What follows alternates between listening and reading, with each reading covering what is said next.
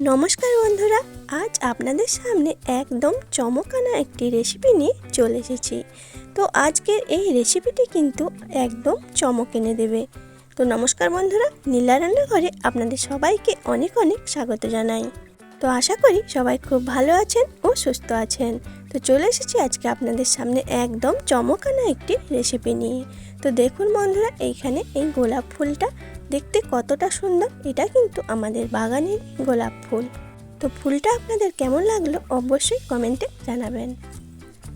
তো বন্ধুরা, আজকে আপনাদের সঙ্গে যে রেসিপিটি শেয়ার করব, এই রেসিপিটি কিন্তু আমাদের একদম চমক এনে দেবে।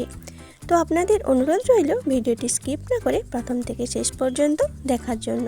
তাহলে আসুন দেখে নেওয়া যাক আমার এই আজকের রেসিপি। তো দেখুন বন্ধুরা, আমি এখানে এক বাটি চাল নিয়ে নিয়েছি। তো চালটা কিন্তু সরু, তো খুব বেশি লম্বাও নয়। তো এইরকম চালটা আমি নিয়ে নিয়েছি। তো আপনারা চাইলে এর থেকে লম্বা চালটাও বা দেরাদুন রাইস যে কোনো চাল আপনারা নিয়ে নিতে পারেন, বা ঘরে ব্যবহারের জন্য যে চাল থাকে সে চালটা দিয়েও এই রেসিপিটি তৈরি করে নিতে পারেন। আর এর সঙ্গে নিয়ে নিয়েছি এক বাটি বেসন। তো এই চাল ও বেসন দিয়ে আজকে রেসিপিটি আমি বানিয়ে নেব। তো এখানে একটি পাত্র নিয়ে নিয়েছি। তো এই পাত্রে দিয়ে দিচ্ছি চাল। তো আমি এখানে এক বাটি চাল নিয়ে নিয়েছি। তো আপনারা যদি বেশি করে করতে চান তাহলে আরও বেশি পরিমাণ নিয়ে নিতে পারেন। তো এরপর দিয়ে দিচ্ছি স্বাদ অনুযায়ী কিছুটা লবণ, আর দিয়ে দেব এক চামচ জল।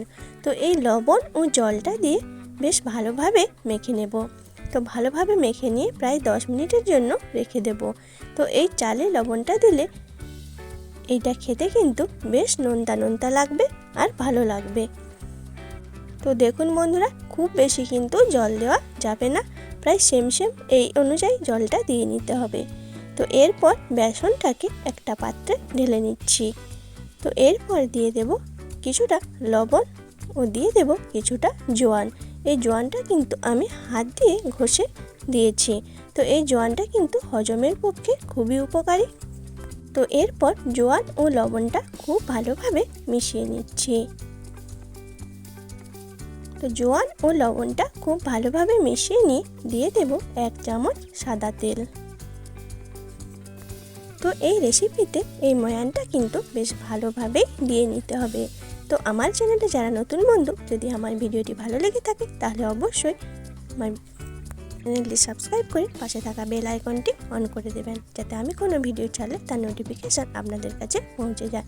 তো দেখুন, বেশ ভালোভাবে ময়ান দিয়ে দিয়েছি, আর দেখুন হাতের মধ্যে এইরকম মুঠো হয়ে যাচ্ছে। তো এইভাবেই কিন্তু ময়ামটা দিয়ে নিতে হবে। তো এরপর অল্প অল্প করে জল দিয়ে এই বেসনটা আমি একটা রো তৈরি করে নেব। তো খুব বেশি কিন্তু জল দেওয়া লাগবে না, একটা শক্ত শক্ত রোয়ের মতো আমি এটা তৈরি করে নেব।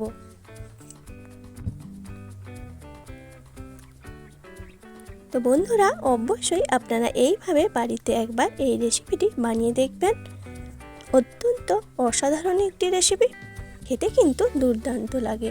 তো দেখুন, বেসনটা যেহেতু খুব চিটচিটে হয়, তার জন্য আমি এখানে আরও হাফ টেবিল চামচ তেল দিয়ে বেশ ভালোভাবে মেখে নিয়ে একটা রোয়ের মতো তৈরি করে নিয়েছি। তো দেখুন কতটা মসৃণ তৈরি হয়ে গিয়েছে। তো এখানে 10 মিনিট হয়ে গিয়েছে। তো দেখুন চালটা জলের সঙ্গে বেশ সুন্দরভাবে মিশে গিয়েছে। তো মিশে গিয়ে কিন্তু একদম ঝরঝরে হয়ে গিয়েছে।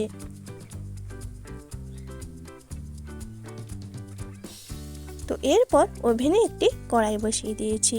তো দিয়ে দিয়েছি বেশ কিছুটা পরিমাণ তেল।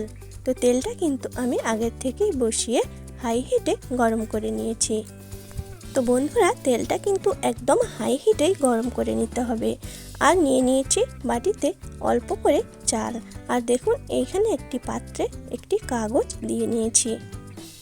তো এইভাবে অল্প অল্প চাল দিয়ে এই চালগুলো কিন্তু ভেজে নিতে হবে।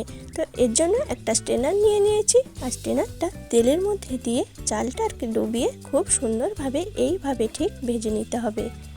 তো চাইলে কিন্তু আপনারা তেলটা আরও কিছুটা পরিমাণ বেশি করে দিয়ে নিতে পারেন। তো দেখুন এইভাবে বেশ সুন্দর করে চালটা ভেজে নিয়ে ভালোভাবে তেলটা ঝারিয়ে নিতে হবে।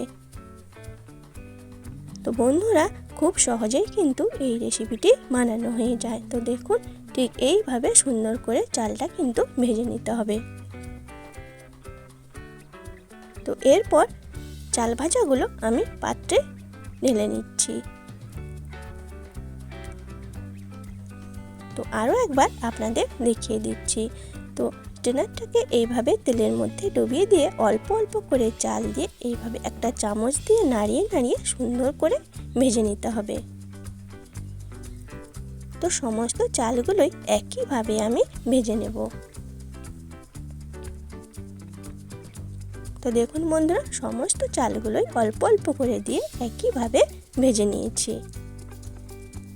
তো এরপর যে বেসনের রোটা আমি তৈরি করেছিলাম সেটা আরও একটু হাত দিয়ে মেখে নিয়েছি। এরপর এখানে নিয়ে নিয়েছি একটা গ্রেডার।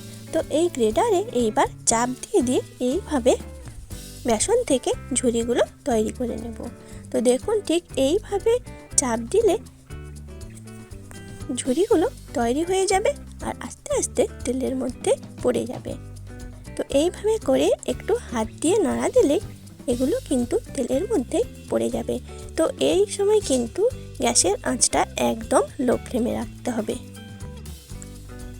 তো দেখুন বন্ধুরা, এইভাবে অল্প অল্প করে সমস্ত ঝুড়িগুলোই ভেজে নেব।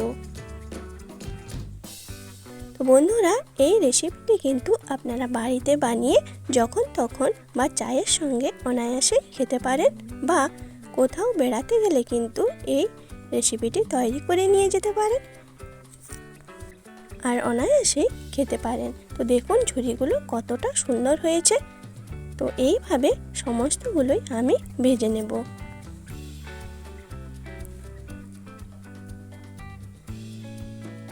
তো এখন একটি পাত্রে আমি তুলে নিচ্ছি। তো বন্ধুরা, আমি একটি পাত্রের উপর কাগজ দিয়ে দিয়েছি। আপনাদের কাছে যদি টিস্যু থাকে তো টিস্যুর উপরেও তুলে নিতে পারেন। তো দেখুন বন্ধুরা, সমস্ত ঝুড়িগুলো আমার ভাজা হয়ে গিয়েছে। তো এরপর এখানে প্রায় আমি 50 গ্রামের বেশি চীনাবাদাম নিয়েছি। তো সেগুলোকেও এই তেলের মধ্যে দিয়ে ভেজে নিচ্ছি।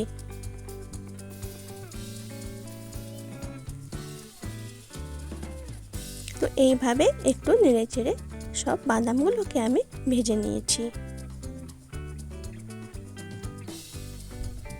তো এরপর এই তেলের মধ্যে 4টে শুকনো লঙ্কা আমি ভেজে নেব।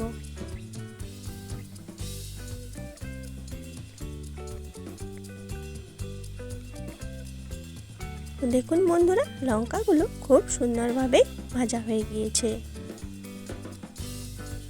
তো এরপর এখানে একটা পাত্র নিয়েছি।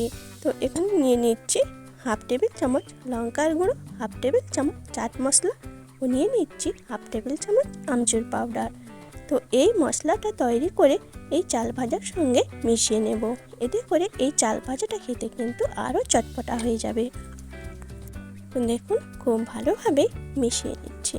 তো দেখুন বন্ধুরা, চাল ভাজাটা কতটা সুন্দর হয়েছে আর খেতেও কিন্তু বেশ নরম হয়। আর ঝুড়ি ভাজাগুলোও কিন্তু বেশ মুচমুচে হয়েছে। দেখুন হাত দিয়ে আপনাদের ভেঙে দেখিয়ে দিচ্ছি কতটা মুচমুচে হয়েছে। তো এরপর একটি পাত্র নিয়েছি। তো এতে এখন দিয়ে দিচ্ছি চাল ভাজাগুলো।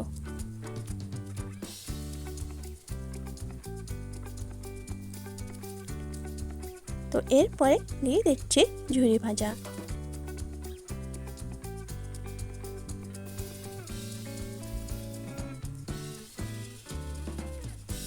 আর এর সঙ্গে দিয়ে দেব ভেজে রাখা বাদাম। আর এরপর দিয়ে দিচ্ছি মেশানো চটপটা মশলাটা। তো এই মশলাটা দিলে কিন্তু এর স্বাদ আরও বেড়ে যাবে। তো সমস্ত উপকরণগুলোকে এবারে খুব ভালোভাবে মিশিয়ে নেব।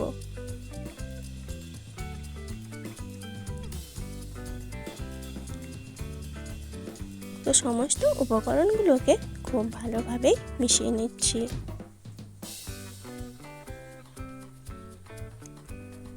তো আপনারা চাইলে এইভাবে হাত দিয়েও ভেঙে নিতে পারেন। এতে করে চাল ভাজার সঙ্গে খুব ভালোভাবে মিশে যাবে। দেখুন খুব সুন্দরভাবে এগুলো মেশানো হয়ে গিয়েছে।